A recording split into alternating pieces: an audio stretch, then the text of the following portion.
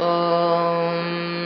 श्रुतिस्मृतिपुराणानाम् आलयं करुणालयं नमामि भगवत्पादं शङ्करं लोकशङ्करं शङ्करं शङ्कराचार्यं केशवं बादरायणं सूत्रभाष्यकृतौ वन्दे भगवन्तः पुनः पुनः हृदये सर्वविद्यानां विजशे भवरोगिणां गुरवे सर्वलोकानां दक्षिणामूर्तये नमः। ॐ सहना भवतु सहनौ भुनक्तु सह वीर्यं करवावहै तेजस्विनावधीतमस्तु मा विद्विषावहै। ॐ शान्ति शान्ति शान्तिः।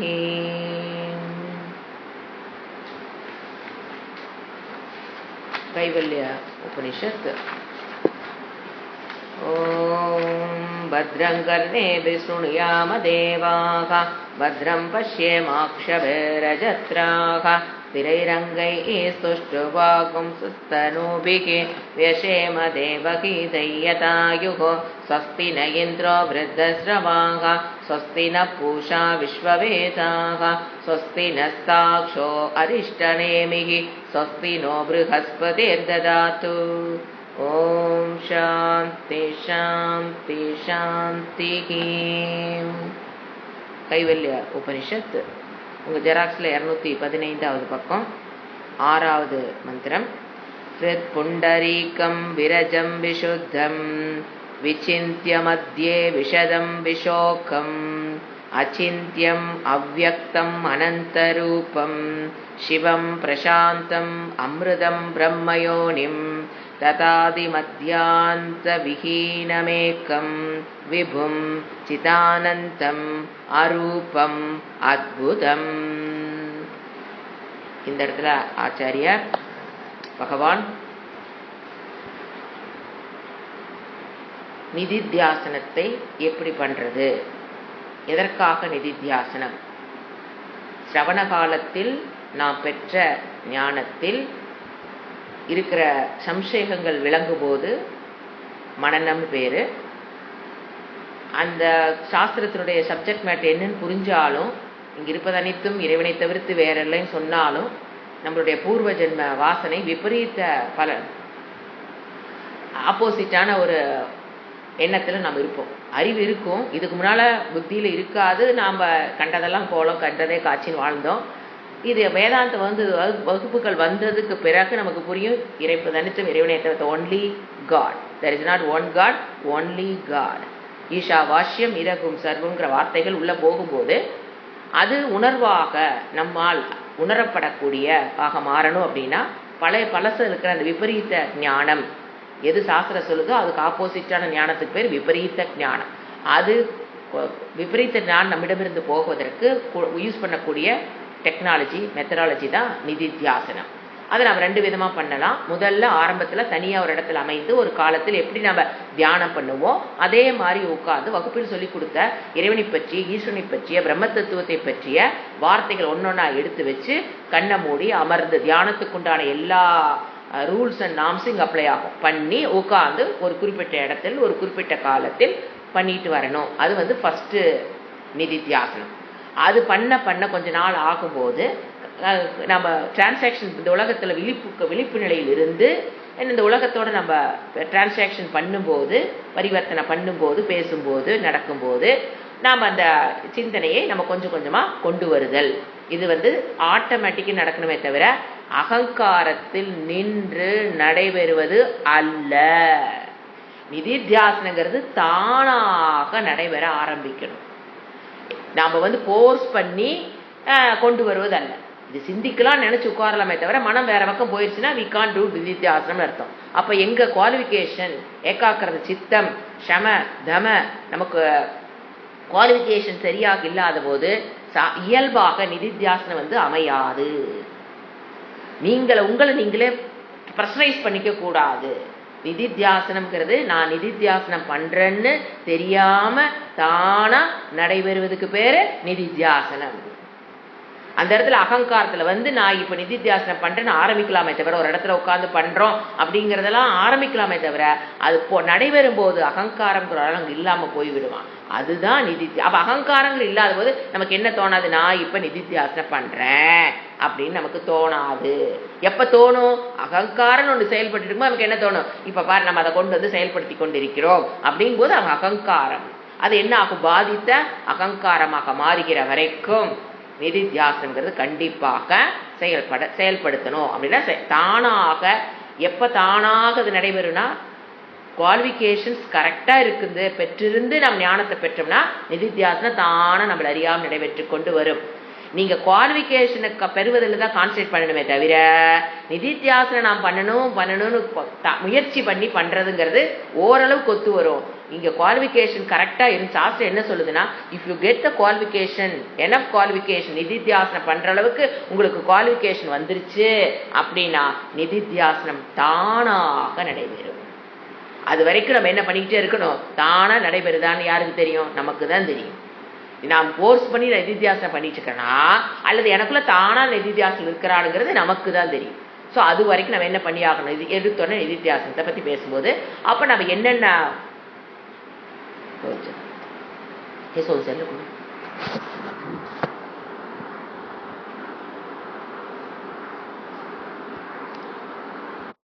இப்போ அதற்குண்டான எப்படி நிதி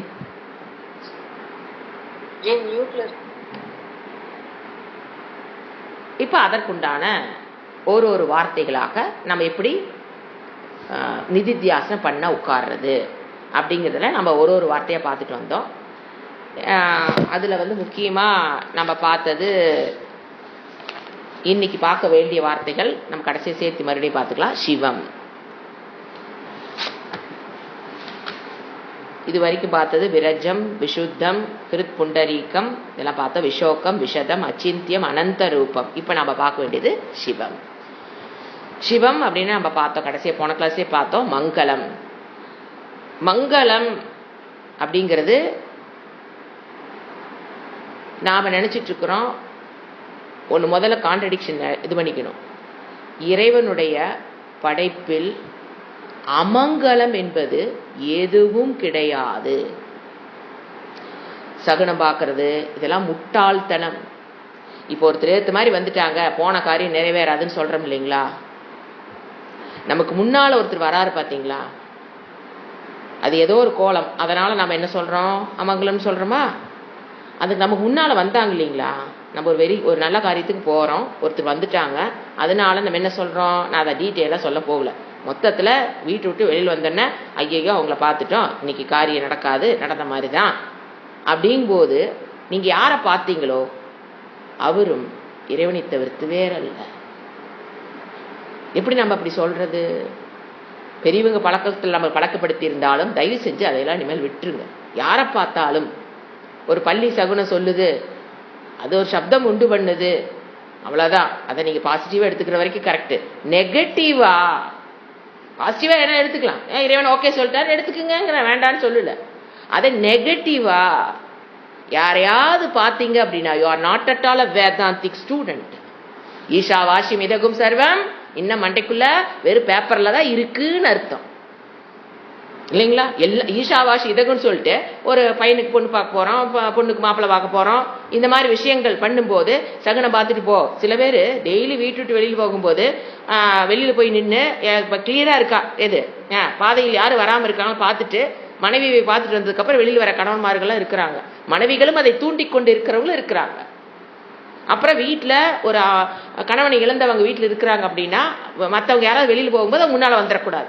அப்புறம் நல்ல விஷயம் பேசும்போது அவங்க பேசிடக்கூடாது. இதெல்லாம் அடி மூட நம்பிக்கையில மூட நம்பிக்கை, அறிவில்லாத தனம். தயவு செஞ்சு அதை விட்டுருங்க. ஈஷா வாஷ்யம் இதகும் சர்வம்ங்கிற ஞானம் உள்ள போச்சுன்னா இதெல்லாம் வரக்கூடாது. அதனால போன கிளாஸ்ல இதை சொல்லாம விட்டதுனால இப்ப ஆரம்பிக்கிறேன். சகுனம் பார்க்கறது 1ஆம் நம்பர் முட்டாள்தனம். ஏன்னா இறைவன் படைப்பில் எதுவுமே அமங்கலம்ங்கிறது கிடையாது. சாஸ்திரம் எது தெரியுங்களா அமங்கலம் சொல்லுது? சொன்ன பயந்துருவீங்க. யாருடைய மனதில் மனது நிலையை பொறுத்தது அமங்கலம். உன்னுடைய மனதில் நீ எந்த விஷயங்களை வச்சிருக்கிறியோ அது உன்னை மங்களமா முடிவு பண்ணும். உன் மனதில் எந்த விஷயங்கள் நீ வச்சிருக்கிறியோ அதுதான் உன்னை அமங்கலமா பண்ணுது. நீ தான் மங்களத்தில் இருக்கிற, வெளியில் இருக்கிற விஷயங்கள் கொண்டு எது எது மங்களம்? நற்பண்புகள். ராக துவேஷம்ல என்னது? ராக துவேஷம், விருப்பு வெறுப்பு, காமம், குரோதம் இதெல்லாம் வச்சிருந்தீங்கன்னா யூ ஆர் அமங்கலம். You are not qualified to get மோக்ஷம். யூ ஆர் அமங்கலம். ஆனா நீ என்ன சொல்லிட்டு இருக்கிற? வெளியில் இருக்கவங்கள அவங்க வந்துட்டாங்க, இவங்க வந்துட்டாங்க, அவங்க பாவங்க இந்த மாதிரி பேசி பேசி அவங்களுக்குள்ளே நொடிச்சு உட்காந்துக்கிறாங்க. ஐயோ நம்ம போயிடக்கூடாது, ஐயோ நம்ம எது யாராவது காலங்காலத்தில் இருந்துச்சு வெளியில் போறக்கு பயம். ஏன்னா யாராவது ஒருத்தர் வேலை விஷயம் போய் நாம பாட்டுக்கு போய் அவங்க நம்மளை திட்டிட்டு போவாங்க. ஸோ இது உலகம் எதையோ பண்ணிட்டு போகுது. பட் ஒரு வேதாந்திக் ஸ்டூடெண்டா இருக்கிறவங்க என்ன தெரியணும்? எல்லாமே ஈஸ்வரனுடைய ரூபம், எல்லாமே ஈஸ்வருடைய சப்தம். எந்த சப்தம் கேட்டால் அது ஈஸ்வருடைய சப்தம்.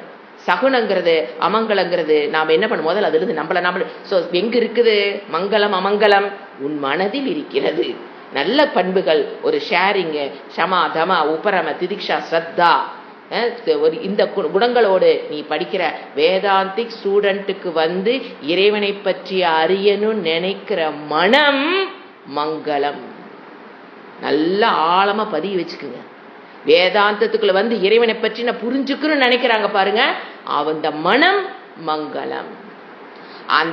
அந்த மனம் இல்லாத அனைத்து மனமும் அமங்கலம்.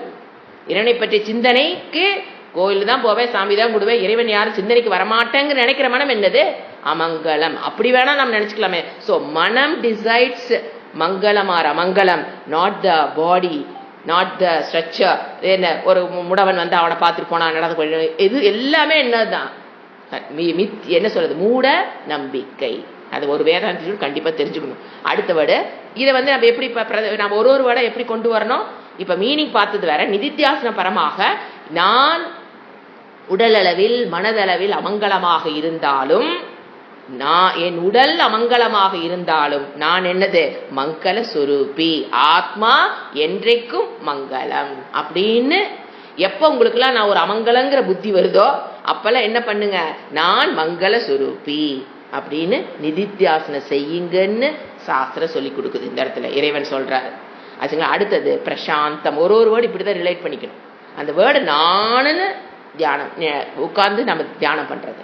அடுத்து பிரசாந்தம், முழுமையான அமைதி சொரூபம். நான் எப்படிப்பட்டவள்? முழுமையான அமைதியா சொரூபமாக நான் இருக்கிறேன். அமைதி இன்மைங்கிறது பாத்தீங்கன்னா மனதில் இருக்கலாம், உடலில் மனதில் அமைதியின்மை இருக்கலாம், சூழ்நிலையில் அமைதியின்மை இருக்கலாம். ஆனால் நான் அமைதி சொரூபமானவள். நாம் என்ன நினைக்கிறோம்? வெளியில் இருக்கிற சூழ்நிலை அமைதியா இருந்தா, ஒரு ஆசிரமத்துக்கு போறோம், அங்க போனா அப்படியே ஒரு அமைதி இருக்கு அப்படின்னா நான் நினைச்சுக்கிறேன் அந்த இடத்துல நான் அமைதியா இருந்தேன், ஆசிரமத்துக்கு போன நான் அமைதியா இருந்தேன்னு நாம் சொல்றோம். இல்ல ஒரு மார்க்கெட்டு போனோம், ஒரே சத்தம், என்னால் அமைதியா இருக்க முடியலன்னு சொல்றோம். இது வந்து தவறான நோஷன். வெளியில அமைதி இருக்குதா வெளியில அமைதி இல்லையாங்கிறது உங்களுடைய அமைதியை டிசைட் பண்றது கிடையாது. நான் ஆத்மா அமைதி சொரூபம். அது வெளியில நான் ஆசிரமத்தில் இருந்தாலும் நான் அமைதி சொரூபந்தான், நான் மார்க்கெட்ல இருந்தாலும் அமைதி சொரூபந்தான், கல்யாண வீட்டுல உட்கார்ந்து இருந்தாலும் நான் அமைதி சொரூபம்தான், நான் இளவு வீட்டுல உட்கார்ந்து இருந்தாலும் நான் என்னதான் அமைதி சொரூபம். சூழ்நிலைகள் என்னுடைய அமைதியை டிசைட் பண்றது கிடையாது. ஏன்னா அது என் மனதை டிஸ்டர்ப் பண்ணலாம். ஆனா நான் எப்படி தெரிக்கணும்? அமைதி சொரூபமானவள். சூழ்நிலையில் எவ்வளவு சத்தம் வந்தாலும், அதுக்குதான் சுவாமிஜி சொல்வாரு, சூழ்நிலையில் என்ன சப்தம் வந்தாலும்னா, இந்த புயல் வருது பாத்தீங்களா, சைக்ளோன் சொல்லுவாங்க, அதுல பாத்தீங்கன்னா ஐ ஆஃப் த சைக்ளோன் சொல்லுவாங்க. அந்த இடம் பாத்தீங்கன்னா அது எந்த டிஸ்டர்பன்ஸ் இல்லாம இருக்கும். தெரியாதவங்க சர்ச் பண்ணி பாருங்க, ஐ ஆஃப் த சைக்ளோன். சைக்ளோன் சுத்தி பாத்தீங்கன்னா ஒரே ரவுண்ட் அடிச்சிட்டு இருக்கும். அதுக்கு நடுவுல பாத்தீங்கன்னா எப்படி ஒரு ஐ ஆஃப் த சைக்ளோன், எந்த டிஸ்டர்ப் இல்லாம அந்த இடம் மட்டும் பாத்தீங்கன்னா அப்படியே எந்த மூவ்மெண்ட் இருக்காது. அந்த மாதிரி ஆத்மா அமைதி சொரூபம்னு அப்படி இருந்து பார்த்து பழகிவிட்டால் அதில் இருப்பதை நாம் விரும்புவோம். நம் முன் எல்லாம் கச்சேரி நடப்பதை போல் பார்த்து கொண்டு அமைதியாக வேடிக்கை பார்ப்பது, அதுதான் அமைதி. அதைத்தான் நாம் எப்படி பண்ணணும்? ஆனால் அந்த மாதிரி தியானம் செய்யும். நான் அந்த மாதிரி சொரூப், எனக்குள்ள என்னை சுத்தி என்னதான் கச்சேரி நடந்தாலும் நான் என்ன பண்ணிட்டு இருக்கிறேன், அமைதியாக அதை பார்த்து கொண்டு இருப்பவளாக. அந்த நிலையில உட்காந்து அந்த கச்சேரி சப்தத்தை பார்த்தீங்கன்னா அது உங்களை டிஸ்டர்ப் பண்ணாது. எப்ப அதெல்லாம் டிஸ்டர்ப் பண்ணுது, கச்சேரி நடக்குது, சண்டை நடக்குது, கலவரம் நடக்குது, நான் டிஸ்டர்ப் ஆகிறேன் அப்படின்னா என்னுடைய மனதில் அபிமானம் கொண்டிருக்கிறேன் என்று அர்த்தம். அதனால நான் டிஸ்டர்ப் ஆகிறேன் நீங்க சொன்னீங்கன்னு என்ன அர்த்தம், மனம் நான் இப்ப மனம் டிஸ்டர்ப் ஆயிடுச்சு அதனால நான் டிஸ்டர்ப் நீங்க சொல்றீங்க. அப்ப எது நடந்தாலும் நான் டிஸ்டர்ப் ஆகலிங் போது எதை விட்டுட்டோம், மனதின் மேல் இருக்கிற அபிமானத்தை விட்டுட்டோம்னா வெளியில என்ன சப்தங்கள் கேட்டாலும் கச்சேரிகள் நடந்தாலும் நான் ஐ ஆஃப் த சைக்ளோனாக அமைதியாக இருப்பவள் அப்படின்னு என்ன பண்ணணும், தியானம் நிதித்தியாசனம் வகுப்பு இது, நிதித்தியாசனம் பண்ணணும். அடுத்து அமிர்தம், அமரணம் அப்படின்னு என்ன, நித்தியம் அப்படின்னு என்ன, எப்பொழுதும் இருப்பவள். யார் மிருத்தம், சரீரம் மிருத்தம். சரீரத்துக்கு மனம் இருக்கு, இந்திரியங்கள் இருக்கு, ஷட் விகாரங்களுக்கு உட்பட்டது, ஜாயத்தே அஸ்தி வர்த்தத்தை விபரீனமதே அபக்ஷீயத்தே வினஷ்யத்தி, எல்லாம் யாருக்கு, சரீரத்துக்கு. நான் மரணத்துக்கு உட்பட்டவள் அல்ல. இது பாத்தீங்கன்னா இது நிறைய வேதாந்திக் ஸ்டூடெண்ட்ஸ் உட்கார்ந்து அதிகமா கான்சென்ட்ரேட் பண்ண வேண்டிய இடம். நீங்க பாருங்க, இப்போ ஓல்டு சைக்காலஜி, ஜெனரல் சைக்காலஜி சொல்ற பாருங்க. இப்போ சின்ன வயசுல நாம ஒரு பலமா இருக்கிறதா ஃபீல் பண்ணுவோம். வயதான காலத்துல ஒரு பலகீன புத்தி வருதா இல்லையா? சின்ன வயசுல பலமான புத்தி இருக்கும், வயசாக வயசாக புத்தி மட்டும் பாருங்க, சரீரம் அது வயசாயிட்டு போகும், அதை நான் பேசல. சைக்காலஜிக்கல் பாயிண்ட், இள வயதுல நான் பலமா இருக்கிறத நான் ஃபீல் பண்ணியிருப்பேன். வயதானதுக்கு அப்புறம் எல்லாரும் எதை ஃபீல் பண்றாங்க, பலகீன புத்தி. புத்தி பலகீன புத்தி. ஏன் அந்த பலகீன புத்தி வயசான வருது? ஏங்க மனதுக்குள்ள வயசாகிறது கிடையாது, புத்திக்கு வயசாகிறது கிடையாது, உடலுக்கு வயசாகுது. இயலாமை புத்திக்கு வர்றது கிடையாது. உண்மையில புத்திக்குள்ள இயலாமே கிடையாதுங்க. அந்த இடம் போடுற எதனால இயலாமை ஃபீல் பண்றாங்க நான் சொல்றேன், புத்திக்கோ மனதுக்கோ இயலாமைங்கிறது வராது. ஏன்னா அதுல சூக்ஷ்மம், அதுல போய் எங்க இயலாமை எங்க வருது? இயலாமை கை காலு இடுப்பு கண்ணு காது வாய் மூக்கு. வாய் வேணா எப்பவும் அப்படியே இருக்கும், அதுக்கெல்லாம் இயலாமை நாக்குக்கு வர்றதாவே சரித்திரமே கிடையாது. உயிர் விடுற வரைக்கும் ஃபுல் ஃபார்ம்ல வேலை செய்யுது, அதை விட்டுருங்க. மற்றதெல்லாம் என்ன ஆகுது, நம்ம ஃபீல் பண்றோம் அவங்க பலகீனம் ஆயிட்டாங்க அப்படின்னா உடல் அளவில் தான் பலகீனம் ஆகிறாங்க. ஆனா அப்படி நம்ம பாக்குறது இல்ல. என்னன்னு, என் கை தான்ப்பா, எந்த வயசானவங்களா அது, என் கை தான் வீக் ஆயிடுச்சு, என் இடுப்பு வீக் ஆயிடுச்சு, நான் பலமா இருக்கிறேன்னு ஒரு வயசானவங்க சொல்றதை நீங்க பாத்திருக்கீங்களா? ஏன் என்ன சொல்றாங்க, நான் பலகீனம் ஆயிட்டேன், எனக்கு வயசாயிடுச்சு, நான் ஒரு பேஷண்ட், வீட்டுல இருக்கவங்க என்னை பேஷண்டாவே ட்ரீட் பண்ண மாட்டேங்கிறாங்க, எல்லாம் அவங்களுக்கு தோன்றதை பேசுறாங்க. இதெல்லாம் எங்க வீட்டுல ரெகுலரா நடக்கும். என்னை ஒரு பேஷண்டாவே யாரும் பார்க்க மாட்டேங்கிறாங்க, என்னை நார்மல் பர்சனாவே வச்சு எல்லாம் பேசிட்டு இருக்காங்க, என்னை ஒரு கன்சிடர் பண்ண. இப்படியே அந்த பலகீன புத்தி வந்தது. என்ன தெரியுங்களா, சின்ன வயசுல நான் எதை பலம் நினைச்சேன், என்னுடைய உடலின் பலத்தை என் பலமாக நினைத்தேன், என்னுடைய இந்திரியங்களுடைய பலத்தை என் பலமாக நினைத்தேன், என்னுடைய பணத்தை என்னுடைய பலமாக நினைத்தேன், என்னுடைய உறவுகளை என் பலமாக நினைத்தேன். இதெல்லாம் பலமே அல்ல. நாம ரூம் போட்டுக்கோம் தப்பு தப்பா யோசனை பண்ணிட்டு வயசான காலத்துல இதெல்லாம் போயிடுச்சு. அப்ப என்ன ஆகுது, சின்ன வயசுல இதெல்லாம் இருக்குதா, ஒரு ஏர்னிங் மெம்பர் அப்படிங்கும் போது அதுக்கு உண்டான பணத்துக்கு உண்டான மதிப்பு, சொத்துக்கு உண்டான மதிப்பு, அது என்னுடைய பலம். சொத்து என்னுடைய பலம் நினைச்சேன், பணம் என்னுடைய பலம் நினைச்சேன், உறவுகள் என்னுடைய பலம் நினைச்சேன், என்னுடைய இந்திரியங்கள் அதெல்லாம் தர விடுங்க, என்னுடைய இந்திரியம் என்னுடைய பலம், என்னுடைய மனம் என்னுடைய பலம், என்னுடைய உடல், இப்படி வாழ்ந்துட்டோமா? இப்ப என்ன ஆகும், வயசாக வயசாக வயசாக முதல்ல உடல்ல வர மாற்றங்கள், உடல் இருக்கிற பலம் போக போக அவங்க என்ன நினைச்சுக்கிறாங்க, நான் பலகீனமானவன். அப்ப பணம் என்ன ஆகும், வயசாக வயசாக எங்களுக்கு ஒண்ணும் முடியலங்க, வீட்டுல உட்காருங்க நாங்க பாத்துக்கிறோங்க பாட்டு போறாங்களா, ஐயோ முடிஞ்சு போச்சு, நான் நீங்க அவங்க நல்லதுதான் சொல்லியிருப்பாங்க, நீங்க வீட்டுல இருங்க நாங்க போய் பாத்துக்கிறேன்னு உடனே நான் அந்த பவரை, ஏன்னா அந்த பவர்ல பலம் நினைச்சிருப்பாங்க, ஒரு குடும்பத்தை நான், ஒரு வீட்டை நான். அப்ப என்ன ஆகுது, அந்த பலம் இப்ப என்ன ஆகுது, பலத்தை இழக்கிறேன். இழப்பதை போல் அவர்கள் என்ன சொல்ல, இதெல்லாம் சூப்பர் இம்போசிஷன் தான். இட்ஸ் மோகம், கம்ப்ளீட் மோகம். ஸோ அதெல்லாம் பலம் நினைச்சேன். அதெல்லாம் போகும்போது நான் என்ன நினைச்சுக்கிறேன், பலகீனமானவள், என்னை மீறி வீட்டில் ஏதோ நடக்குது, என் பேச்சை யாரும் கேட்கறது இல்லை, என்னை கேட்டு யாரும் முடிவெடுக்கிறது இல்லை. அப்புறம் யாராவது பேசுனா காது கொஞ்சம் கேட்கல வச்சுக்கோங்களேன், நம்மளை பற்றி தான் அவங்க பாவை யாரையோ அந்த கூட்டத்துக்குள்ள பார்த்தீங்கன்னா வயசானவங்க பண்ணுற அலப்பற இருக்கே, அவங்க பாட்டுக்கு யாராவது பேசிட்டு இருப்பாங்க, நம்மளை பற்றி தான் திரும்பி கீழே இவங்களை பார்த்துட்டு பேசிட்டாங்க வச்சுக்கோங்க, முடிஞ்சுது. வயசானவங்களை மட்டும் பார்த்துட்டு நீங்கள் வாய் யாரையும் திறக்கூடாதுங்க. நான் நல்லா உணர்ந்திருக்கேன். வயசானவங்க கண்ணில் படுறாங்கன்னு வச்சுக்கல, பார்க்குறீங்க கூட்டத்துக்குள்ள, நீங்கள் பக்கத்துக்கு திரும்பி உடனே பேசுன்னு வச்சுக்கலேன், அவங்க அங்கே உட்காந்துட்டு என்ன நினைக்கிறாங்க, ஓ நம்மளை பார்த்துட்டு நம்மளை பற்றி இவங்க சொல்லி வச்சுக்கிறா, என்னை பற்றி இவங்க பேசுகிறாங்க. தயவு செஞ்சு வயசானவங்களை பார்த்துட்டிங்கன்னா வேற யார்ட்டையும் பேச கொஞ்ச நேரம் அமைதியா இருந்துட்டு அவங்க நம்மளுக்கு கவனம் போனதுக்கு அப்புறம் பேசுங்க. ஏன்னா இதெல்லாம் பிராக்டிக்கலா நம்ம பார்த்துருக்கோம். நாம பாட்டுக்கு எதாவது சும்மா தலை திரும்பி இருக்கோம், அவங்க கண்ணில் பட்டிருப்பாங்க. ஆனா என்னன்னா மோகம், குழப்பம், இந்த வேதாந்தத்துக்குள்ள வராம வாழ தெரியாம வாழ்ந்து, நினைக்க தெரியாம நினைத்து, பேச தெரியாம பேசி வாழ்ந்ததுனால வந்த பிரச்சனை. பாவம், அவங்கள விட்டுருவோம். ஆச்சா, நம்மள ஒன்றும் பண்ண முடியாது இனிமேல் அவங்கள. ஸோ நெகட்டிவ் தாட் நம்மை பற்றி பேசுகிறார்களோ என்று நம்மை மதிக்க மாட்டேங்கிறாங்க, ஐ எம் அன்ஃபிட்டு, என்னை ஒதுக்குறாங்க, இதெல்லாம் வருது. பேசுறாங்க இல்லை வயசானவங்க, என்னையெல்லாம் ஒதுக்குறாங்க, என்னை யாரும் கண்டுக்கிறது இல்லை. இது ஒன்று ஆச்சுங்களா. அடுத்தது வரும் யமதர்மராஜா பயம்.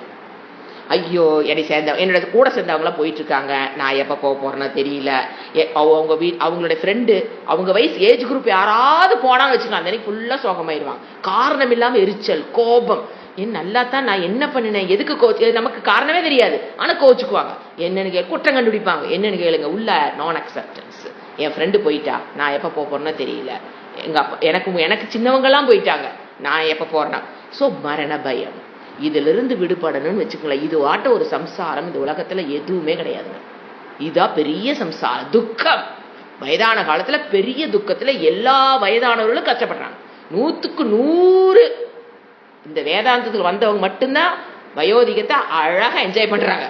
மற்றவங்க அனைவரும் என்ன பண்றாங்க, கஷ்டப்படுறாங்க. த ஹையஸ்ட் சம்சார துக்கம்னு சங்கராச்சாரியர் சொல்லுவார் ஒரு இடத்துல.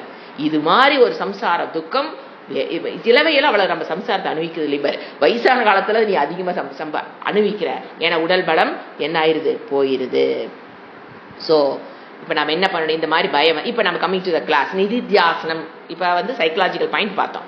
இப்ப கிளாஸ் நிதித்தியாசனத்துல இப்ப எனக்கு இந்த மாதிரி ஏதோ ஒரு இடத்துல பயம் வந்துன்னு வச்சுக்கோங்களேன், என் பயம் பார்த்துக்குவானா, சோறு போட்டுருவானா அப்படின்னு ஒரு பயம் வந்ததுன்னு வச்சுக்கோங்க. எனக்கு ஒரு நோய் வந்துருச்சு, இது எனக்கு உயிரோட விடுமா, என்னை கொண்டு விடுமா அப்படின்னு ஒரு பயம். எப்பா உங்களுக்குள்ள அந்த பயம் வருது அப்படின்னா எங்க அபிமானம் இருக்குதுன்னா சரீர அபிமானம் இன்னும் இருக்குன்னு முதல்ல முடிவு பண்ணிக்கணும்.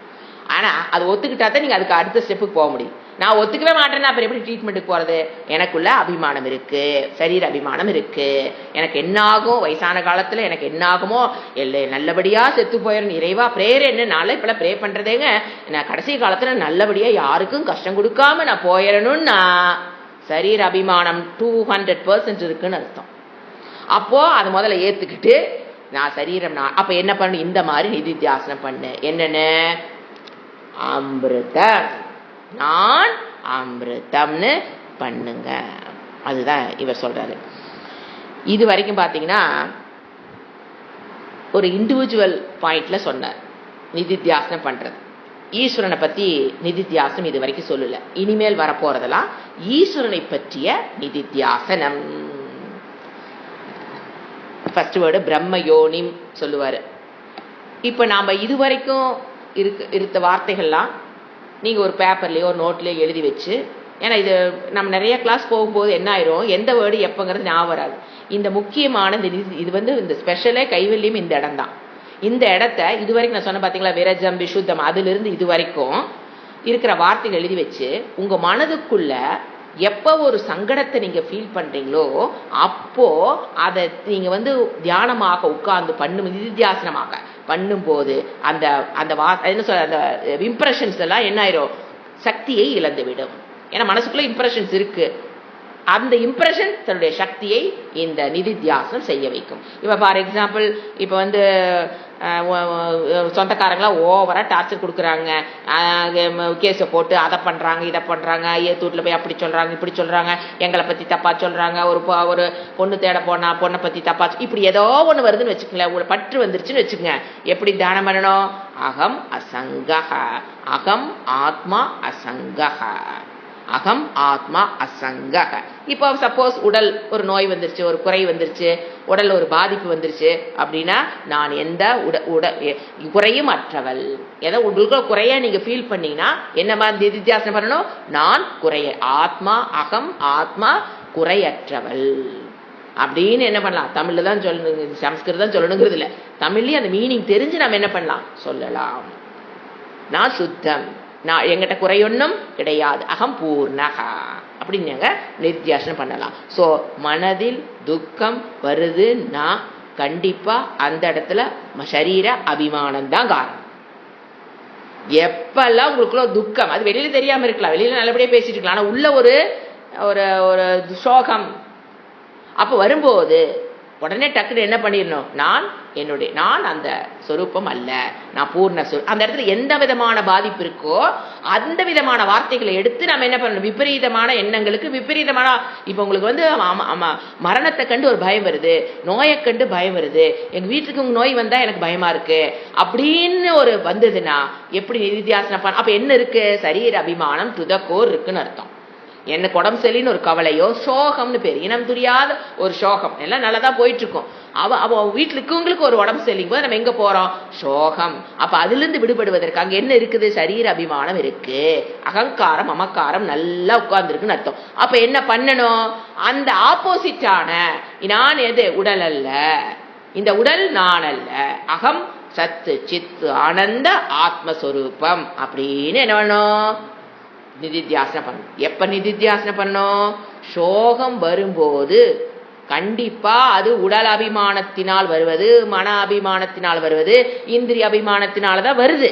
சோ அப்பெல்லாம் என்ன பண்ணணும்? நம்ம நிதித்தியாசனம் பண்ணுங்கிறது ஆச்சாரியர்கள் கொடுக்கிற விளக்கம். இப்ப அடுத்தது பிரம்ம யோனி. இப்ப என்ன சொன்ன? இதோட இண்டிவிஜுவல் இது முடிஞ்சது. அதாவது ஒரே பிரம்ம தத்துவம் எப்படி புரிஞ்சுக்கணும்னாங்க, ஒரே பிரம்ம தத்துவம் எங்கும் வியாபித்திருக்க பிரம்ம தத்துவம் அகம். அது இந்த சரீரத்துக்கு ஆதாரமாக இருக்கும் போது அதுக்கு நம்ம என்ன பேர் சொல்றோம்? ஆத்மா. அதே இந்த பிரபஞ்சத்துக்கு ஆதாரமாக இருக்கும் போது அதை அந்த விஷயம்ல நம்ம பார்க்கும்போது அதுக்கு என்ன பேர் கொடுக்கிறோம்? ஈஸ்வரகா. இவ்வளவுதான். ஒரே பிரம்ம தத்துவம் இந்த சரீரத்துக்கு ஆதாரமாக அதிஷ்டானமாக இருக்கும்போது ஆத்மா.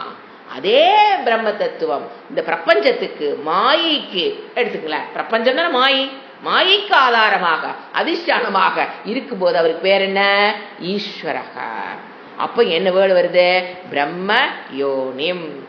பிரம்ம யோனிம் அப்படின்னா அந்த ஈஸ்வரன் எப்படி அனைத்துக்கும் ஆதாரமாக அந்த என்னவா இருக்காரு? உபாதான காரணமாக இறைவன் இந்த உலகத்துக்கு ஆதாரமாக இருக்கிறார். ஆதாரம் எப்படி புரிஞ்சுக்கணும்? உபாதான காரணத்துவாத் பிரம்மயோனிங்கிறத எப்படி நம்ம புரிஞ்சுக்கணும்? உபாதான காரணத்துவாத். அவர் யோனின்னு அந்த இடத்துல காரணம்னு அர்த்தம். பிரம்மம் தான் என்னது?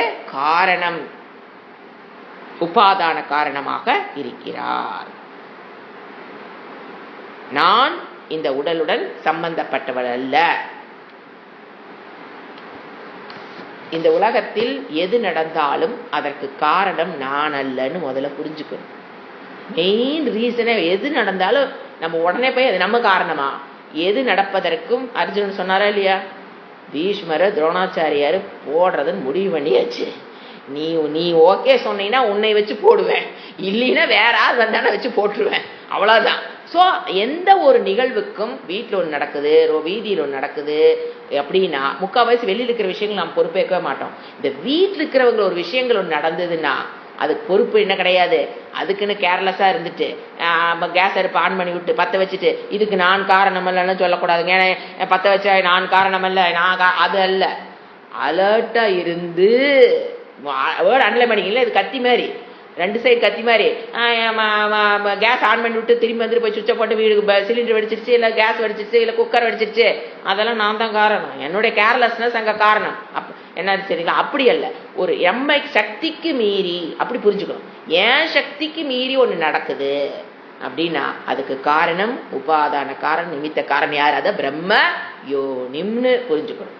என்ன பண்ணக்கூடாது? ஏதாவது எனக்கு மட்டும் இப்படி நடக்குது அப்படி நடக்குது, என் வீட்டில் ஏன் இப்படி நடக்குது, எனக்கு வீட்டுக்கு மட்டும் ஏங்க இப்படி வருது, எங்க குடும்பத்துக்கு மட்டும் ஏங்க இப்படி வருது, அதெல்லாம் பிரம்ம யோனிம் இதுதான் அந்த வேர்டு. அந்த மாதிரி உங்களுக்குள்ள கவலை வரும்போது என்னவா இறைவன் சிந்திக்க சொல்றாரு, நான் தான் அனைத்திற்கும் காரணம் அப்படின்னு நீ சிந்திச்சுக்கோ, நிதித்தியாசனம் செய்துக்கொள். அடுத்தது ததா ஆதி மத்திய அந்த விஹீனம். உனக்கு என்ன, நீ எப்படி உன்னை நிதித்தியாசனம் பண்ணிக்கணும்? எனக்கு ஆதி தோற்றம் என்பதும் கிடையாது, டேட் ஆஃப் பர்த் எல்லாம் கிடையாது, ஸ்திதி என்பதும் எனக்கு கிடையாது, அந்த மத்திய அந்த எனக்கு முடிவு என்பது மரணம் என்பதும் எனக்கு கிடையாது. விஹீனம்னு என்னது? கிடையாது. எப்போ நமக்கு தோற்றம் அப்படின்னா எப்படி புரிஞ்சுக்கிறது?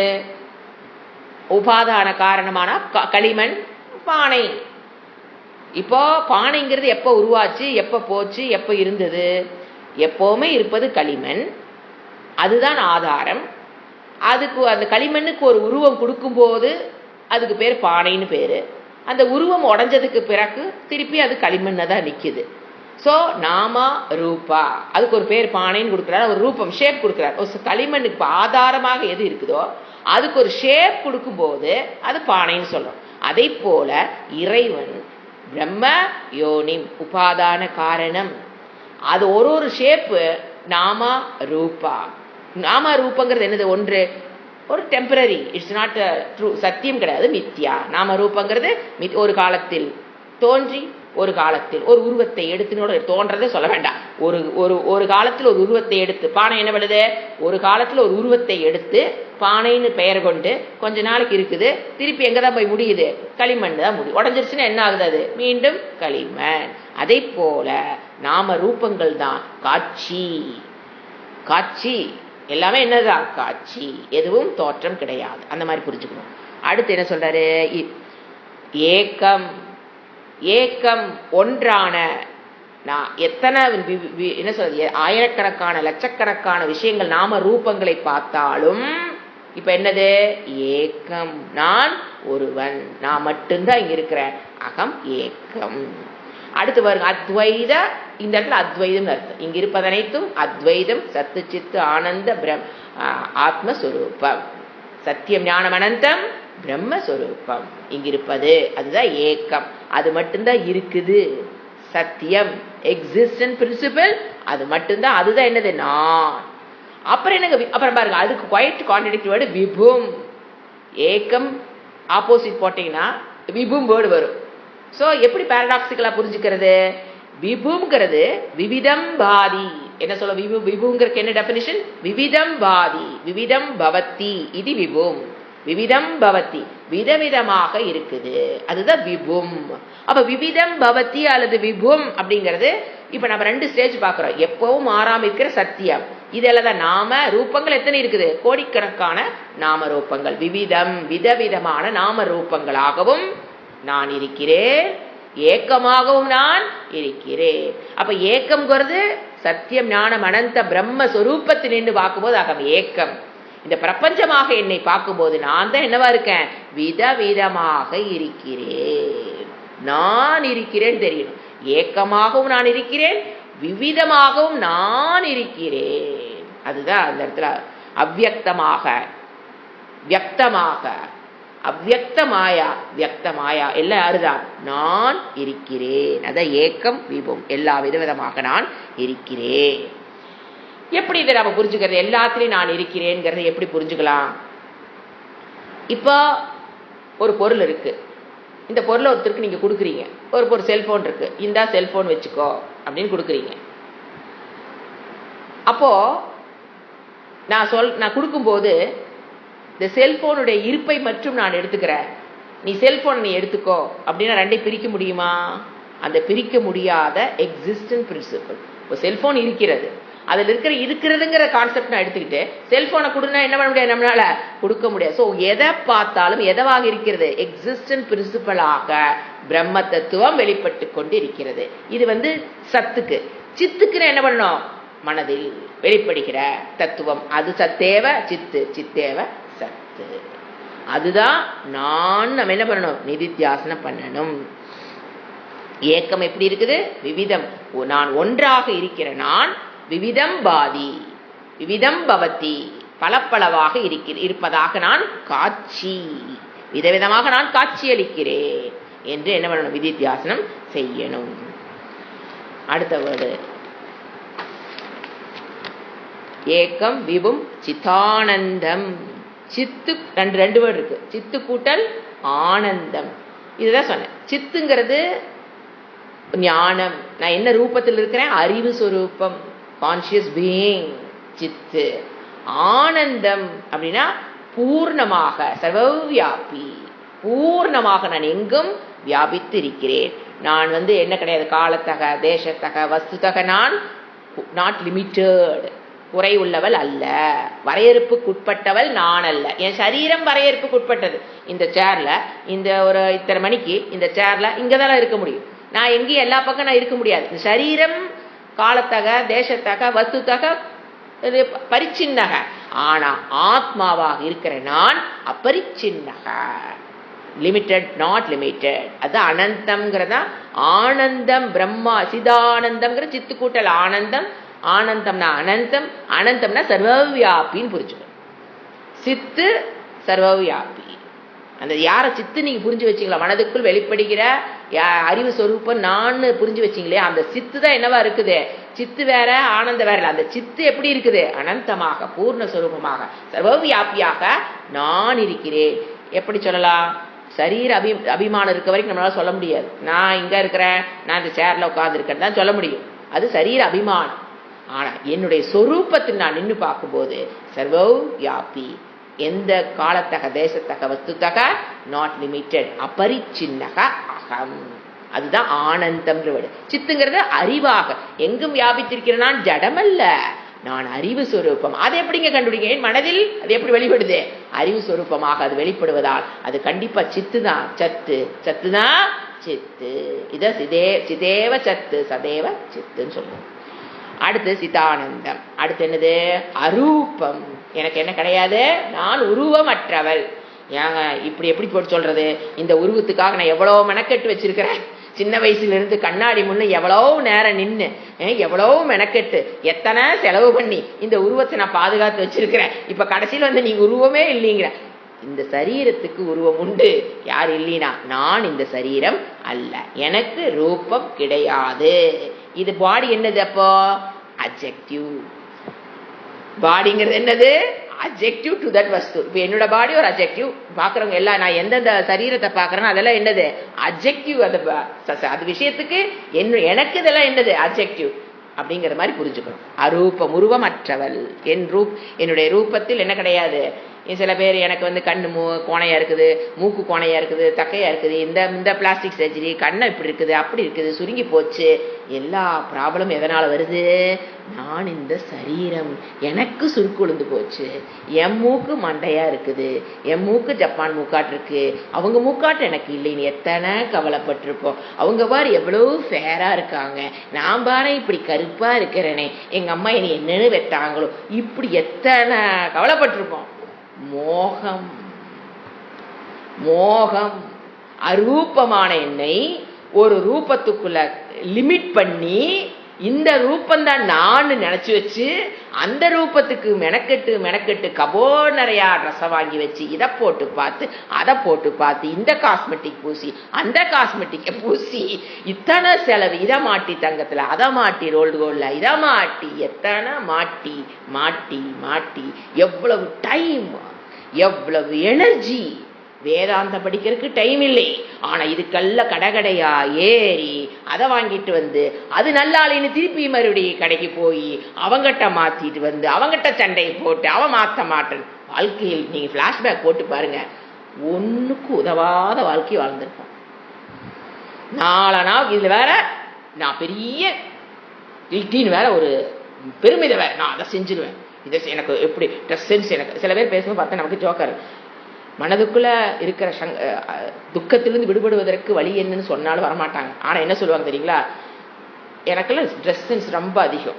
ட்ரெஸ் சென்ஸ் வேற ஒரு வேர்டு வேற ஆட் பண்ணிக்குவாங்க. ட்ரெஸ் சென்ஸ் ரொம்ப நாளா எனக்கு அது கன்ஃபியூஸாவே இருக்கு, அந்த வேர்டு புரியறதுக்கு. ட்ரெஸ் சென்ஸ்னா என்ன அப்படின்னா, என் கலருக்கு அதை நம்ம ஒரு க்ளோஸ் ஃப்ரெண்டு கிட்ட கேட்டு தெரிஞ்சுக்கிட்டேன். ட்ரெஸ் சென்ஸ்னா என்ன அப்படின்னா, அவங்க என்ன டெஃபினிஷன் கொடுத்தாங்கன்னா, என் உருவத்துக்கு, என் கலருக்கு, என்னுடைய ஷேப்புக்கு என்னென்னமோ டெஃபினேஷன் சொல்றாங்க. அதுக்கு தகுந்த மாதிரி உடை உடுத்துதல் ட்ரெஸ் சென்ஸ். இப்போ எனக்கு அது நான் என்னை பொறுத்த வரைக்கும் போறோமா, இது நல்லா இருந்தா வாங்கிட்டு அவ்வளவுதான். நம்ம கண்ணுக்கு பிடிச்சதா எடுத்து வை வந்து. அப்போ உனக்கு ட்ரெஸ் சென்ஸ் இல்லைன்னு ஒருத்தர் சொன்னான், very close to my heart. சொன்னது உனக்கு ட்ரெஸ் சென்ஸ் ஜீரோ. அத உனக்கு என்ன இருந்து உனக்கு என்ன பிரயோசனம்? ட்ரெஸ் சென்ஸ் இல்லாதனால யூ ஆர் லுக்கிங் வெரி என்ன சொல்றது, ஒரு இன்னாஸ்பியஸ் சொல்லல, ஒரு லூஸ் மாதிரி இருக்கிற, because you don't have any dress sense. அப்போ யாரு சரீர அபிமானத்தை விட்டு எப்படி முடி இருந்தாலும் சரி, எப்படி ஹேண்ட் இருந்தாலும், கை இருந்தாலும், உயரம் இருந்தாலும், கலர் இருந்தாலும் அதை பத்தி கவலைப்படாம ஆனந்தமாக வாழ்றாளே அவ வசதியா, ஒன்னொன்னுக்கு குறப்பட்டுக்கிட்டு அதுக்கு வேற ரிப்பேரிங் ஒர்க்கு பேட்ச் ஒர்க்கை பண்ணிக்கிட்டு பொழுதையும் காலத்தையும் வேஸ்ட் பண்ணிட்டு இருக்கிறவங்க புத்திசாலியா? முடிவு பண்ணிக்கிங்க, நான் சொல்லல. ஏன்னா இந்த நான் இப்ப பேசுற பேச்சு அவங்களுக்கு கேட்கலாம், ஏன்னா என்கிட்ட சொன்ன ட்ரெஸ் சென்ஸே இல்ல. உனக்கு வந்து ஒரு ஹேர் சென்ஸ், ஹேர் எப்படி வச்சுக்கணும்னு தெரியல, எப்படி ட்ரெஸ் பண்ண, அதான் எனக்கு அது ரொம்ப நாள பிடிக்குதே எடுக்கிற போடுறோம். அப்படி இல்லவா, பிடிக்குது எடுக்கல போடக்கூடாது. என் ஒயர் என்ன கணக்கு பண்ணணும், என் ஷேப் வேற என்னன்னு கணக்கு பார்க்கணும், அதுக்கு அது மாதிரி ட்ரெஸ் போடணும். இதுலயே உட்கார்ந்துருக்க வேண்டியதுதான். அப்புறம் அடுத்த ஜென்ம புல்லாய் பூடாய் பிறவியாய் எடுத்துக்கிட்டு போயிட்டே இருக்க வேண்டியதுதான். ஸோ அதான் என்ன சொல்ற, அரூபம். ஏன்னா இந்த அரூபம்ங்கிறது புரிஞ்சிச்சுன்னா எப்படிங்க நம்ம கண்ணுக்கும் காதுக்கும் மூக்குக்கு உட்காந்து டைம் செலவு பண்ணுவோம்? ஒரே தோடு போட்டிருக்க, ஒரே செயின் போட்டிருக்க, 40 வருஷமா இதையிலேயே பாக்குறோம். கொஞ்சம் வேறைய போட, கொஞ்சம் உன்னை பார்க்க, நீங்க பாக்குறக்கா நான் ட்ரெஸ் போடுறேன், எனக்காக நான் உடுத்திக்கிறேன், அவ்வளவுதான். நீ அதை பாக்குற போர் அடிச்சுன்னா பார்க்காத, விட்டு. எனக்கு அது போரே அடிக்கலை.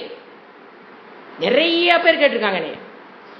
அப்ப வந்து உள்ள வந்து வேதாந்த் வர்றதுக்கு முன்னால எனக்குள்ளே காம்ப்ளெக்ஸ் ஆயிடும்.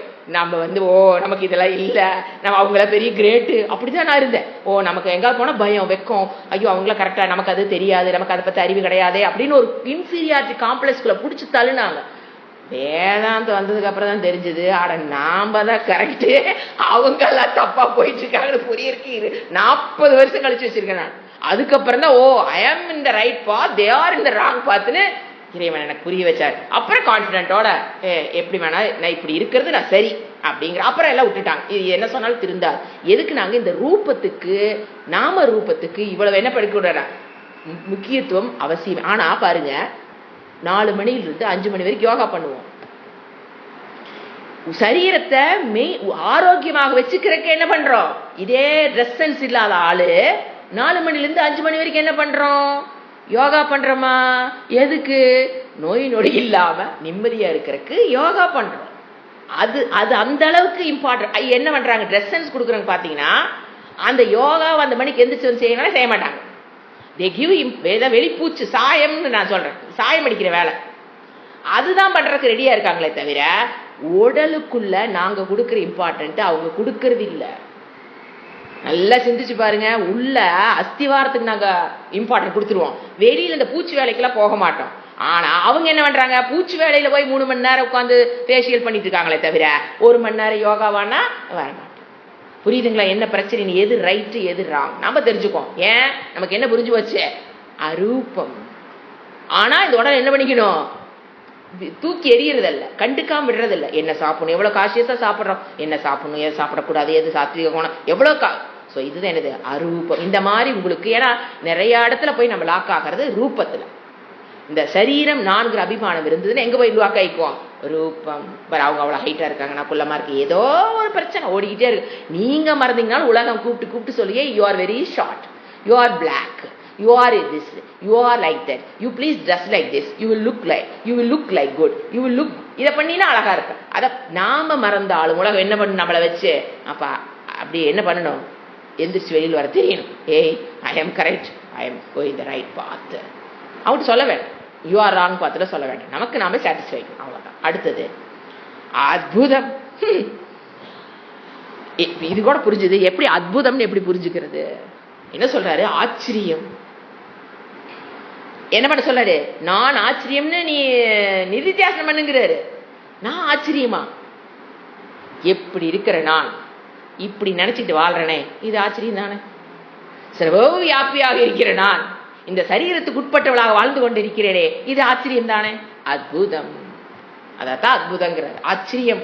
எப்படிப்பட்ட நான் இப்படி ஒரு வாழ்க்கையை வாழ்ந்துட்டு இருக்கிறேனே, அதுதான் அற்புதம். உண்மையில் சொன்னா அதுதான் மெயின் கீன் பாயிண்ட். அதுதான் அற்புதம், உன்னதமான.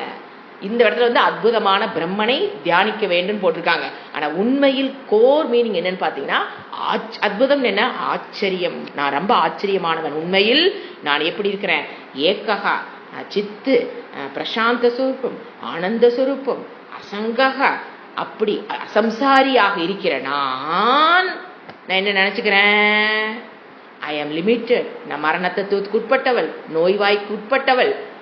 நான் வந்து இந்த சரீரத்துக்கு லிமிட்டட் பை டைம் ஸ்பேஸ் நான் நினைச்சு நான் ஒரு சம்சாரி, நான் துக்கி, அப்படி நான் வாழ்றேன். பார்த்தியா எப்படிப்பட்ட நான், சித்து ஏக்கம், சித்து பிரசாந்தம் ஆனந்தம் அசங்கம் அசம்சாரியாக இருக்கிறேன். நான் எப்படி வாழ்ந்துட்டு இருக்கிறேன் அனுபவத்தில். இப்ப எனக்கு எப்படி சிக்குது, எனக்கு நானு சம்சாரியாக மன கிளேசங்களுடன் உடல் நோயுடன் பிறப்பு இறப்புடன் ஷட் விகாரத்துக்கு உட்பட்டவளாக நான் வாழ்வது அற்புதம் தானே, ஆச்சரியம். எனக்கு அப்படி அனுபவம் இருக்கிறது என்னது, பெரிய ஆச்சரியம். இதுதான் அற்புதம். அடுத்தது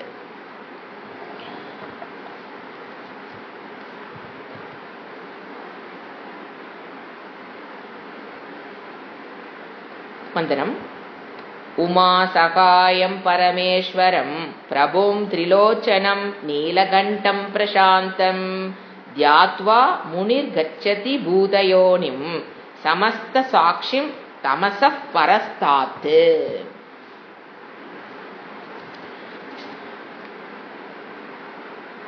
இப்ப வந்து பாத்தீங்கன்னா சப்ஜெக்ட் அப்படியே மாறுது. இவ்வளவு நேரம் நிதித்தியாசனமா, இப்ப தடார்னு கீழே எங்க வராரு, உமா சகாயம். உமா சகாயம்னு யாரு, உமாவுடன் கூடியவள் சகுன பிரம்ம தத்துவத்துக்கு வராரு. அதாவது தியானம். ஃபர்ஸ்ட் நிதித்தியாசனத்தை பத்தி பேசினாரு, இப்ப தியானம். முதல்ல நல்ல வித்தியாசம் தெரிஞ்சுக்கணும். தியானம் மெடிடேஷன் என்ன, நிதித்தியாசனத்துக்கு டிஃபரன்ஸ் நல்லா தெரிஞ்சா தான் அடுத்த ஸ்லோகத்துக்கு நான் போக முடியும், மந்திரத்துக்கு. தியானம்ங்கிறது ஒரு ஏகாக்கிர சித்தத்தை பெறுவதற்காக, மன ஒருமைப்பாட்டுக்காக. ஒரு செயலை செய்யும் போது திறம்பட செய்யணும்னா என்ன இருக்கணும், ஒரு ஏகாக்கிர சித்தம்னா மன ஒருமைப்பாடு, கான்சன்ட்ரேஷன், அது வரணும். 1 hour நீங்க கிளாஸ்ல உட்காந்து கவனிக்கணும்னா அந்த கான்சன்ட்ரேஷன் இருந்தா தான் 1 hour நம்மளால கவனிக்க முடியும்.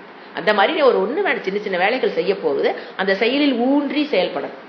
செய்ய மனம் எங்காவது போயிட்டு இருக்கோம், இங்க சர்க்கரைக்கு பதிலாக மாவள்ளி போட்டிருப்போம், மாவுக்கு பதிலாக காப்பித்தூளுக்கு பதிலாக மிளகுத்தூளை போட்டு, அப்ப என்ன நடக்குது, மனம் சஞ்சலம். அப்படி இல்லாம எதை செயலை செய்யறமோ அதில் மனம் குவித்து இருத்தல், அதுதான் கான்சன்ட்ரேஷன். அது வந்து விக்ஷேபம், அதுக்கு ஆப்போசிட் வந்து விக்ஷேபமான மனம். நீங்க எப்ப வந்து மனம் விக்ஷேபம் ஆயிருச்சோ, அதாவது எந்த செயலை செய்து கொண்டிருக்கிறோமோ அதை விட்டு மனம் வெளியில போகுது, அதுக்கு பேர் விக்ஷேபம்னு பேரு.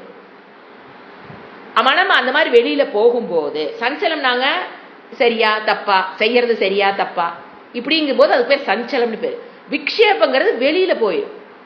வெளியில போகும்போது நம்ம என்ன பண்ணுவோம், இந்த எந்த செயலை செஞ்சுட்டு இருக்கிறோமோ அதுல கவனம் என்ன ஆயிரும், குறைஞ்சிரும்.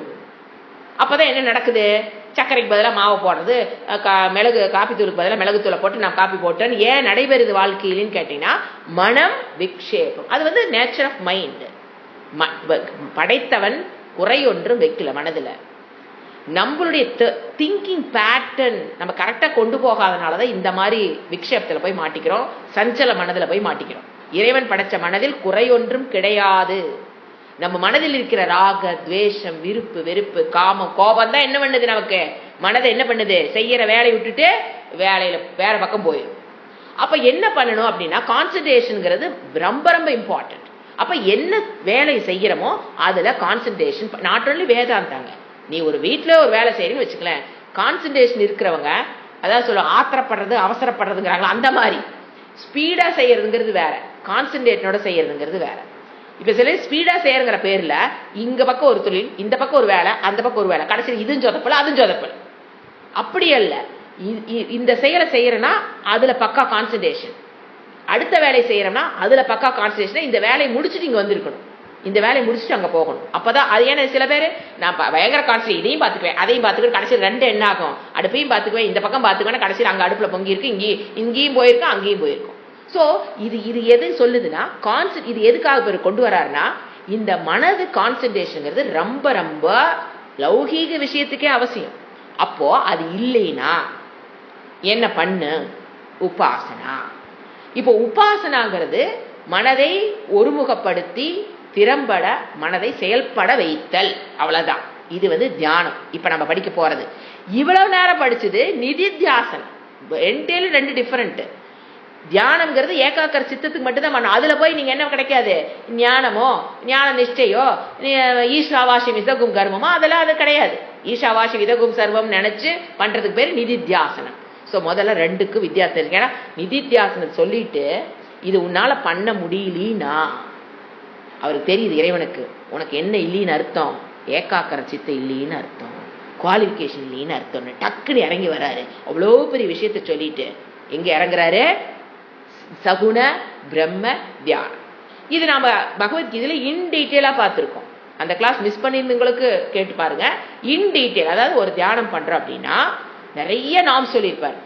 அதாவது ஃபர்ஸ்ட் ஆசனம் பிளஸ் உடல், ரெண்டுமே ஆசனம்னா உட்கார இடம் பேரும் ஆசனம், நம்ம உட்கார பொசிஷன் பேரும் ஆசனம். அதனால யோகா ஆசனம் ஏன் சொல்றோம், உடலை பல பொசிஷன் மாத்திரம் இல்லைங்களா, அதனாலதான் ஆசனம்னு பேர். இது ஃபர்ஸ்ட் உடல் நேரா உட்கார்றது. முதல்ல எப்படி சமமான இடத்துல உட்காரணும், தியானத்துக்கு சமமான இடத்துல உட்காரணும். ஒரு ரஃப்பான சர்ஃபேஸ்ல உட்காரக்கூடாது. ஒரு சாஃப்டான ஒரு பெட்ஷீட் ஜமக்கால மாதிரி போட்டுக்கணும். உடம்ப ஸ்ட்ரெயிட்டா வச்சுக்கணும். பேக் போனு, கழுத்து, தலையெல்லாம் நேரா வச்சுக்கணும். கூன் போட்டிருக்க கூடாது. இந்த மாதிரி பல விஷயங்கள் ஃபாலோ பண்றீங்களா. அது அதாவது ஒரு தியானம் பண்றோம்னா 24 மணி நேரத்துல நம்ம 15 நிமிஷம் தியானம் பண்றோம்னா இப்ப என்ன சொல்றது 23.75 மணி நேரம் நீ எப்படிப்பட்ட வாழ்க்கை வாழணும், அப்பதான் உனக்கு அந்த 1/4 மணி நேரத்து தியானம் அமையும். இந்த மாதிரி விஷயங்கள் நிறைய ஃபாலோ பண்ற பாத்தீங்களா. இதெல்லாம் தியானத்துக்கு. இந்த தியானத்தை பண்ணி பழகினவங்களுக்கு வெரி ஈஸி நிதித்தியாசனம்.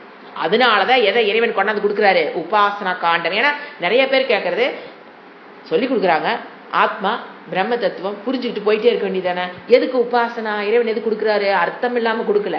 எல்லா மனம் எப்படி இருக்கு, விக்ஷேபம் சங்கல்பத்தினால் மனம் சங்கடப்பட்டு கொண்டிருக்கிற மனதில் அதுல மாட்டிக்கிட்ட மனத்துக்கு வேதாந்தம் ஏட்டு சுரக்காயாத்தான் இருக்குமே தவிர உணர்வு பூர்வமாக முடியாது. அதனால என்ன கொடுக்கிறாரு, முதல்ல எதுக்கு நிதித்தியாசனம் முடிஞ்சோன தியானத்தை கொடுக்குறாரு. அந்த நிதித்தியாசனம் பண்ண முடியலனா அதெல்லாம் பண்ணுன்னு சொல்லிட்டார். பண்ண முடியலனா உமாசகாயம், யாரு உமாயுடன் கூடிய சிவனை, உமாசகாயம் சகன் என கூட யாரு உமாயுடன் கூடிய சிவனை அப்படின்னு ஆரம்பிக்கிறார். அப்ப எங்க வராருன்னு தெரிஞ்சுக்கணும், சகுன பிரம்மனுக்கு வராருன்னு முதல்ல மந்திரத்தை ஆரம்பிக்கும் போது முதல்ல புரிஞ்சுக்கணும், சகுன பிரம்மத்துக்கு வந்திருக்காரு இறைவன். இப்ப நான் மீனிங் மட்டும் வேர்டு பை வேர்டு பார்த்தலாம். அடுத்த கிளாஸ்ல விளக்கம் வெரி இன்ட்ரெஸ்டிங். அதாவது ஆத்தென்டிக் எப்படி மெடிடேஷன் இறைவன் கொடுக்கிறார். இதைத்தான் சொல்றேன். இந்த ஆர்கனைசேஷன்ஸ்லாம் என்ன பண்றாங்க, இதை அப்படியே ஒதுக்கி வச்சுட்டு இறைவன் அழகா கொடுக்கிறாரு எப்படி பண்ணணும் ஏது. பகவத்கீதையெல்லாம் படிச்சுட்டு அப்கோர்ஸ் அதை விட்டுட்டு இவங்களே ஒன்னு ஆரம்பிச்சு சக்சஸ், அதாவதுங்க கம்ப்ளீட்டா ஃபெயிலூர் ஆகும் நான் சொல்லல. உலக மக்கள் அனைவருடைய மனது எப்படி படைக்கப்பட்டிருக்குன்னு தெரிஞ்ச இறைவன் கொடுக்கிற தியானத்தை பண்றது நல்லதா, அல்ப புத்தியுடைய ஒரு ஜீவன் ஒரு மனிதன் அவனு கண்டுபிடிச்சான்னா உலகம் தட்டைன்னு கண்டுபிடிச்சான். அதை கொஞ்ச நாள் ஃபாலோ பண்ணாங்க. ஆனா அதுக்கு முன்னையே உலகம் உருண்டைன்னு எங்க இருக்குது, அவதாரத்துல பார்த்தோமா இல்லையா, மூக்கு மேல வச்சுட்டு இப்படி வருவார, உள்ள இருந்து தூக்கிட்டு வருவார. அப்பவே எப்போ நீங்க பாருங்க, இது பிராகிருத புருஷக சாஸ்திரிய புருஷனுக்கு வித்தியாசம். பிராகிருத புருஷங்க உட்கார்ந்து கண்டுபிடிக்கிறான். என்ன உலகம் தட்டைங்கிறான், பூமி நிலையா நிக்குது, சூரியன் சுத்துச்சுன்னா கொஞ்சத்துக்கு, அப்புறமேல இல்ல சூரியன் வடத்துல இருக்குது பூமி தான் சுத்துதுன்னா, அப்புறம் முதல்ல 8 கிரகணம் தான் இருக்குன்னா, அப்புறம் 9 இருக்குன்னா, அப்புறம் நெப்டியூன் கண்டுபிடிச்சேன், புளூட்டோன் கண்டுபிடிச்சேன் நாங்க ஒன்னா, அப்புறம் இல்ல தட்டையில இல்ல பூமி உருண்டைனாங்க. இப்படி பிராகிருத புருஷன் ஏன் போராடுறான்? சாஸ்திரிய புருஷனுக்கு என்ன தெரியும், அவதார காலத்துல குழந்தையா இருக்கும்போது புராண கதைகள் சொல்லும்போது அதுக்கு என்ன புரிஞ்சிடும்? உலகம் உருண்டை, மூக்கு மேல வச்சுக்கிட்டு அவரு தூக்கிட்டு வந்த உலகத்தை காப்பாத்தினாரு அப்படிங்கும்போது எப்ப உலகம் உருண்டைன்னு தெரிஞ்சது நமக்கு? எத்தனையோ கோடி வருடங்களுக்கு முன்னால இறைவன், ஏன்னா படைத்தவர் அதுதான் சொல்லுது. படைத்தவன் உலகம் உருண்டைன்னு எப்ப சொல்லிட்டாரு? அவர் வேதம் கொடுக்கும்போது கொடுத்துட்டாரு அது உருண்டைன்னு. நாம் என்ன பண்றோம்? அதை நம்பாதனால எங்கெங்க வந்தோம்? தட்டைன்னு கண்டுபிடிச்சா பூமி சுத்துது, சூரியன் சுத்துது, கடைசியில ஓரளவுக்கு இப்ப செட் ஆயிருக்கும் வித் ஸ்கோப் வேற. இந்த ஸ்கோப் அந்த ஸ்கோப் அந்த பிஎஸ்சி அந்த டாக்டரேட் வச்சு நம்ம கண்டுபிடிக்கிறோம். அதே மாதிரிதாங்க மனம். எதுக்கு நான் கொட்டேஷன் கொடுத்தேன்னா, எக்ஸாம்பிள் கொடுத்தேன்னா, இப்ப மனம் என்பது பாருங்க, இறைவன் படைத்த மனம், அவரு கொடுக்கிற மனதை நீ எப்படி கையாள வேண்டும்னு அவரு கொடுக்கறத விட்டு போட்டு எப்படி அவன் கண்டுபிடிச்சான்? பிராகிருத புருஷக, உலகம் தட்ட, இந்த மாதிரிதான் ட்ரையல் அண்ட் எரர் தான் போயிட்டு இருக்கும். ஒரு தனி மனிதன் கண்டுபிடிக்கிற தியான மெத்தடுங்கிறது ட்ரையல் அண்ட் எரரா தான் இருக்கும். எப்படி உலகத்துக்கு எப்படி ட்ரையல் அண்ட் எரரு? தட்டைன்னு சொன்னாங்க, பூமி சுத்துதுனாங்க, சூரியன் சுத்துதுனாங்க. இது ஒன்னொன்னு என்னது? Trial and error. Please, trial and error அந்த பூமியில் இருக்கட்டும், ட்ரையல் அண்ட் எரர் மனதுக்கு கொண்டது விட்டுறக்கூடாது. வாழ்றது ஒரு வாழ்க்கைங்க. அந்த ட்ரையல் அண்ட் எரர்ல போய் மாட்டணும்னா சுத்தமா மண்டை க்ளோஸ் ஆயிடும். யோசனை பண்ணி பாருங்க. அவங்க சொல்லி கொடுக்கறது ட்ரையல் அண்ட் எரர் தான். Maybe, may not be. அதுல கொண்டு மனதை கொடுக்கலாமா? சிந்திக்கணும். ட்ரையல் அண்ட் எரர் பண்ணிட்டு இருக்கிறாங்க மனிதர்கள். பிராகிருத புருஷங்க என்னதான் பண்ணுவாங்க? ட்ரையல் அண்ட் எரர் தான். அவங்க நல்லவங்களா இருக்கலாங்க, நல்ல ஆத்மாவா இருக்கலாங்க, கோடான நல்ல குணங்கள் இருக்கலாம், தர்மவானா இருக்கலாம், தானவானா இருக்கலாம், எல்லாமே இருக்கலாம். ஆனா அவன் எது பண்ணிட்டு இருக்கிறார்? அவரு ட்ரையல் அண்ட் எரர். ஏன்? இஸ் பிராகிருத புருஷா. அந்த ட்ரையல் அண்ட் எரர்ல கொண்டே நம்மளை கொண்டு உள்ள விட்டுன்னு வச்சுக்கோங்க, என்ன நடக்கும்? சில சமயம் கிளிக் ஆயிக்கும். சில சமயம் பூமி உருண்டைன்னு சொன்னது இப்ப கிளிக் ஆயிடுச்சு. ஆனா பூமி தட்டைன்னு சொன்னது தப்பு இல்லையா? இங்க மனதில் கொண்டு விட்டீங்கன்னா என்ன ஆகும்? அதனாலதான் பாருங்க, நிறைய பேர், எனக்கு தெரிஞ்ச ஒருத்தர் அடிக்கடி நான் சொல்லுவேன் கிளாஸ்ல, அதாவது பிராகிருத புருஷகர்கள் சொல்லி கொடுக்குற மெடிடேஷனை பண்ணி, அதாவது சின்சியர் ஸ்டூடெண்ட், அவங்க பக்கா சின்சியர் அதுலாம் பண்ணி, இந்த உச்சி இருக்கு பாத்தீங்களா, இப்ப நமக்கு தொட்டா அப்படி கல்லா இருக்கு இல்லையா, அதாவது இப்படி இந்த நெத்தியிலிருந்து இப்படி ஒரு இது வச்சீங்கன்னா இதான் உச்சின்னு சொல்லுவோம். குழந்தைங்களும் உச்சி சொல்லணும்ல, அதுக்கு நமக்கு இருக்கு உச்சி. இப்ப தொட்டு பாருங்க எப்படி இருக்குது, நல்லா கெட்டியா இருக்கா. இந்த எதையோ பண்ணி பண்ணி அந்த இடம் இப்ப கொலன்னு ஆயிடுச்சு. அவங்களுக்கு ஏதாவது பட்டுதுன்னா அந்த அன்னைக்கு அவுட். அவங்க இப்ப மண்டையில் இப்படி ஏதாவது அந்த அன்னைக்கு ஓங்கி பட்டுன்னு வச்சுக்க, அந்த அன்னைக்கு அவங்க அவுட் ஆயிடுவாங்க. அந்த ஒரு ரிஸ்க்ல எங்கேயும் போக எனக்கு தெரிஞ்சு க்ளோஸா அந்த இடம் கொலன்னு ஆயிடுச்சு. இப்ப கொலன்னு ஆனதுக்கு அப்புறம் டாக்டர்ஸ்ட போய் பார்த்தா என்னன்னா, இவங்க திடீர்னு அது ஆனது இவங்களுக்கு தெரியல, ரொம்ப நாளா தெரியல. குளிக்கும் போது தேய்ப்போம் இல்லைங்களா, அப்பதான் அவங்களுக்கு தெரிஞ்சிருக்குது. தேய்க்கும் போது என்னடா அந்த இடம் ஒரு மாதிரி ஃபீலிங் ஆயிருக்குது. அப்புறம் அப்புறம் தான் உங்களுக்கு கான்சன்ட்ரேஷன் வந்துருக்கு, அந்த இடம் கொலன்னு ஆயிட்டு இருக்குது. கொஞ்சம் நல்லா கொஞ்சம் கொலன்னு ஆனது இப்ப நல்லா என்ன ஆயிட்டே வந்துருச்சு. இவங்க மெடிடேஷன் பண்ண ஏன்னா அதுலதான் அதுன்னு தெரியல இவங்களுக்கு. இவங்க தொடர்ந்து மெடிடேஷன் பண்ண அந்த இடம் அப்படி குழந்தைகளுக்கு ஆகும் பாத்தீங்களா, அப்படி அந்த மாதிரி ஆக ஆரம்பிச்சிருச்சு. அப்புறம் தான் இவங்களுக்கு பயம் எடுத்து அது எங்க படாமே பாதுகாத்து வச்சிருக்கணும். பட்டுதான் உயிர் போயிரு வழி. அப்புறம் டாக்டர்கிட்ட போய் பார்த்தா அவங்களுக்கு இது எப்படி ட்ரீட்மெண்ட் கொடுக்குதுன்னே தெரியல. அவங்களுக்கு முதல்ல இது எப்படி ஆச்சுன்னு இப்ப அவங்க இவங்களை வச்சு படிச்சுட்டு இருக்கிறாங்க. என்னது அந்த டாக்டர் இவங்களை ரெகுலரா இவங்க ஒரு கேஸ் ஸ்டடி, இவங்களுக்கு எப்படி இப்படி ஆச்சு, இவங்க அதுல வேற என்னை வச்சு அவங்க என்ன இவங்களை வச்சு அவங்க ஸ்டடி பண்றாங்க. இது உங்களுக்கு வேற பெருமை வேற. ஐயோ மோகம் மாஃபியா லேடி, இவங்க அதுல ஒரு பெருமைப்பட்டு என்னை வச்சுங்க. அவங்க பாருங்க ரெகுலரா வர அவங்கள இவங்க வல்லினா கூட டாக்டர்ஸ் வீட்டுக்கு வந்துருவாங்களாம். எதுக்கு? கேஸ் ஸ்டடி பண்ற, பிஹெச்டி வாங்குறதுக்கு. அவங்க எதுக்கு ட்ரை பண்றாங்க இந்த மாதிரி தெரியல. அவங்க நாம போலீங்களா, அவங்க 2 நாளைக்கு ஒருக்கா வந்துருவாங்க. வந்து என்னென்ன மாற்றங்கள் ஏற்படுது ஒரு மெடிசனா கொடுத்து செக் பண்றாங்க. நம்மள அவங்க வெளிலேயே வச்சிருக்காங்க. அந்த அம்மாவை என்ன இதை கொடுத்தா சரியாகுமா, ஆகலையா அடுத்து கொடு, வெளிலேயே வச்சு அந்த அம்மாவை ட்ரீட் பண்ணிட்டு இருக்கிறாங்க. அந்த அம்மாவுக்கு அதுவும் தெரியல, இதனாலதான் ஆச்சுன்னு தெரியல.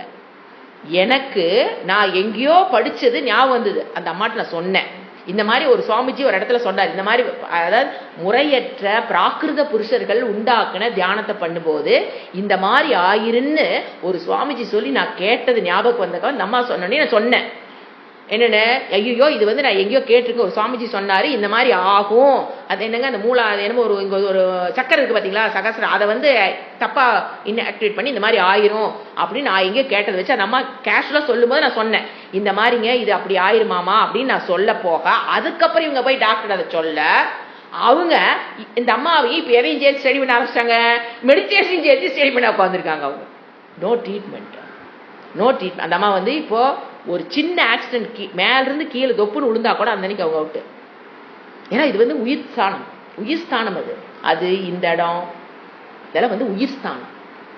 சூக்ஷ்ம சரீரம் டப்புன்னு வெளியில் போயிடும், பட்டுதுன்னா சூக்ஷ்ம சரீரம் டப்புன்னு வெளியில் போயிடும். ஸோ எதுக்கு நான் சொல்றேன்னாங்க, ஏன் இவ்வளவு பில்டப் பண்றேன்னு நீங்க நினைச்சுக்கலாம். இந்த அளவுக்கு பிராகிருத புருஷர்கள் கண்டுபிடிக்கிற மெடிடேஷன் வந்து ட்ரையல் அண்ட் எரர் தான். ப்ளீஸ் போய் உள்ள சிக்கிக்காதீங்க. இறைவன் கொடுக்குற பாருங்க, எப்படி பகவத்கீதை படிச்சதுதான், எப்படி தியானம் பண்ணணும். பதஞ்சலி அவர் கொடுக்காதையாங்க, இவர் கொடுத்துட்டாரு. கிருஷ்ணர் கொடுக்காதே, பதஞ்சலியும் கிருஷ்ணரும் எப்படி தியானம் பண்ணணும்னு.